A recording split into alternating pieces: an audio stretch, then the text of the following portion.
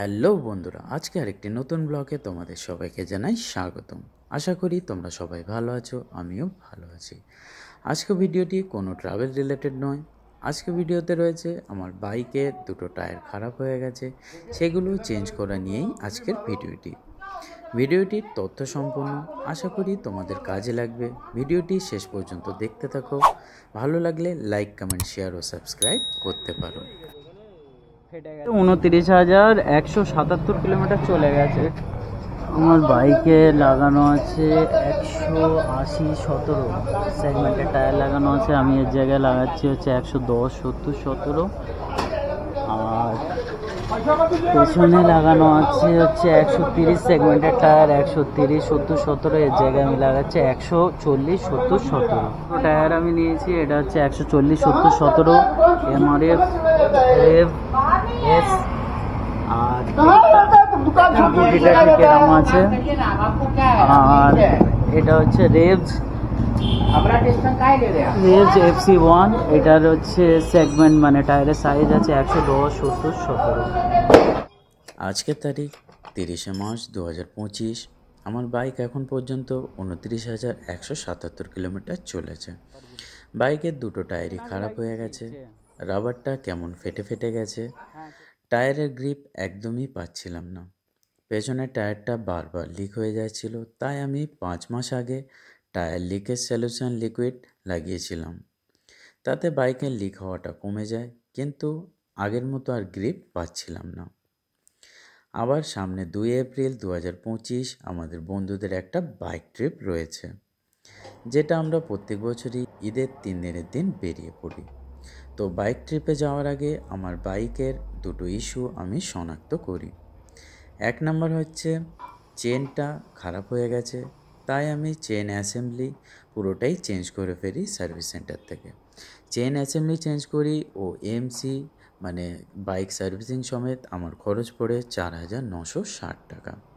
আর 2 নম্বর প্রবলেমটা হচ্ছে টায়ার দুটোই খারাপ হয়ে গেছে, তাই আমাদের বাড়ি থেকে 6 কিলোমিটারের মধ্যে রয়েছে MRF tyre exclusive showroom, ship tyre zone.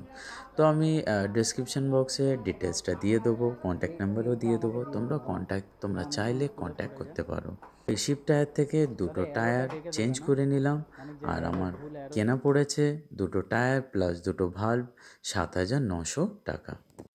এই শোরুমের ওনারের ব্যবহার খুব ভালো। এর আগে আমি ভবানীপুরে 6 থেকে 7টা টায়ার শোরুমে গিয়েছিলাম, কিন্তু কেউ আমাকে আমার রিকোয়ারমেন্ট অনুযায়ী সঠিক তথ্য প্রদান করতে পারেনি। এই শোরুমের ওনার আমার রিকোয়ারমেন্ট অনুযায়ী 3 রকমের টায়ার দেখিয়েছে। একটা ছিল অফরোডিং টায়ার, আরেকটা নাইলন টায়ার, আরেকটা আমি যেটা নিয়েছি রেডিয়াল টায়ার। শোরুমের ওনারকে আমি জিজ্ঞেস করলাম নাইলন টায়ার আর রেডিয়াল টায়ারের মধ্যে পার্থক্য কী আছে।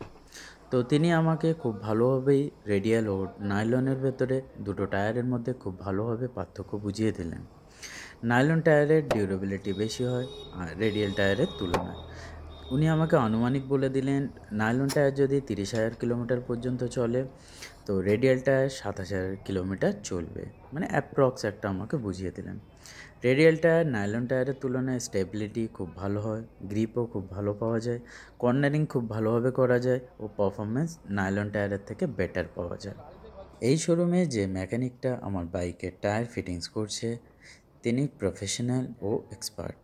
প্রফেশনালিভাবে খুব সহজেই আমার বাইকের সামনের ও পেছনের টায়ার দুটো ফিটিং করে দিলেন। তো ওনার কাছে জানতে পারি টায়ারের ভেতরে লিকেজ সলিউশনের লিকুইড না ব্যবহার করাই ভালো, কারণ এই লিকুইড থেকে রিম নষ্ট হয়ে যেতে পারে। তো বন্ধুরা, টায়ারের ভেতরে লিকেজ সলিউশন লিকুইড না ইউজ করাই ভালো। আমি ইউজ করেছিলাম কারণ আমার টায়ারেতে প্রচুর পরিমাণে লিক হচ্ছিল, তো আমি জানতাম না। তারপরে ইউজ করার পরেও টায়ার অনেক দিন চালিয়েছি, তো এটা জানতাম না যে রিম খারাপ হয়ে যেতে পারে। তো ওনার কাছে জানার পরে তো আমি তোমাদের সাথে এই তথ্যটা শেয়ার করলাম। তো না ইউজ করাই ভালো আমার হিসাবে। তোমাদের সাথে আমার একটা এক্সপিরিয়েন্স শেয়ার করছি। কোনো ট্রিপে যাওয়ার আগে, সেটা ছোট হোক কি বড়ই হোক না কেন, নিজের বাইকের কোনো সমস্যা থাকলে সেটা সমাধান করে ট্রিপে বেরানো ভালো। কারণ 2 বছর আগে আমি, অয়ন, আরও দুটো বন্ধু আমরা একদিনের জন্য বেলপাহাড়ি ট্রিপতে বেরিয়ে পড়েছিলাম। তো অয়ন পালসার 220F নিয়ে গেছিলো। পালসার 220Fটার ক্লাচ প্লেট জ্বলা ছিল, তাই 80 কিলোমিটার পার আওয়ারের বেশি ক্রুজ করতে পারছিল না। আসার সময় ইঞ্জিন অনেক বেশি পরিমাণে গরম হয়ে যেতে স্টার্ট বারবার অফ হয়ে যাচ্ছিল। ইঞ্জিনেতে এমনকি জলও দিয়ে ঠান্ডা করে তারপরে আবার স্টার্ট করেছিল। তো রাস্তায় আমাদের অনেকটা সময় নষ্ট হয়ে যায়। তো বাড়ি ফিরতে অনেক লেট হয়ে গেছিলো আমাদের। তো বন্ধুরা, আমার এইটাই সাজেশান রইলো, তোমরা যে কোনো ট্রিপে যাওয়ার আগে নিজের বাইককে ফিট রেখো। এর আগে আমি পালসার 220F 84,000+ কিলোমিটার 11 বছরের মতো চালিয়েছি। স্টক টায়ারের পর আরও দুবার টায়ার চেঞ্জ করিয়েছি, সেগুলো সব ছিল নাইলন টায়ার। তখন অত জানতাম না নাইলন টায়ার ও রেডিয়াল টায়ারের মধ্যে পার্থক্য কী। তাই আমি এখন আমার পালসার F250 এর টায়ার চেঞ্জ করার আগে কিছু সার্ভে করি ও কিছু জ্ঞান অর্জন করি ও ঠিক করি যে আমার বাইকেতে এখন রেডিয়াল টায়ার লাগাবো। 5,000+ কিলোমিটার চালানোর পর এই টায়ার দুটোর জেনুইন রিভিউ আমি তোমাদের সাথে শেয়ার করব। সত্যি কি নাইলন টায়ার এর থেকে রেডিয়াল টায়ারের স্টেবিলিটি, গ্রিপ, কর্নারিং ও পারফরমেন্সতে কতটা ভালো, আমি যেটা ফিল করব ঠিক সেটাই তোমাদের সাথে শেয়ার করব। বাইকের সামনের টায়ার আগে লাগানো ছিল 180/17, তার পরিবর্তে এখন 110/70/17 টায়ার। আর পেছনে আগে টায়ার ছিল 130/70/17, তার পরিবর্তে এখন 140/70/17 লাগানো হয়েছে। যেহেতু টায়ারের সাইজ আপডেট করেছি, তাই আগের থেকে টায়ারগুলো দেখতে চওড়া লাগছে ও গুটিগুলো ভালো লাগছে, আর বাইকটা বেশ মাসকুলার লাগছে। তো বন্ধুরা, ভিডিওটি শেষ পর্যন্ত দেখার জন্য তোমাদেরকে ধন্যবাদ। আশা করি ভিডিওটি তোমাদের ভবিষ্যতে কাজে লাগবে। আর ভিডিওটি ভালো লেগে থাকলে লাইক, কমেন্ট, শেয়ার ও সাবস্ক্রাইব করতে পারো। আমার এই চ্যানেল ট্রাভেল উইথ শেখ বাড়িতে আরও নতুন নতুন ভিডিও আসতে চলেছে। দেখতে থাকো, ভালো থাকো।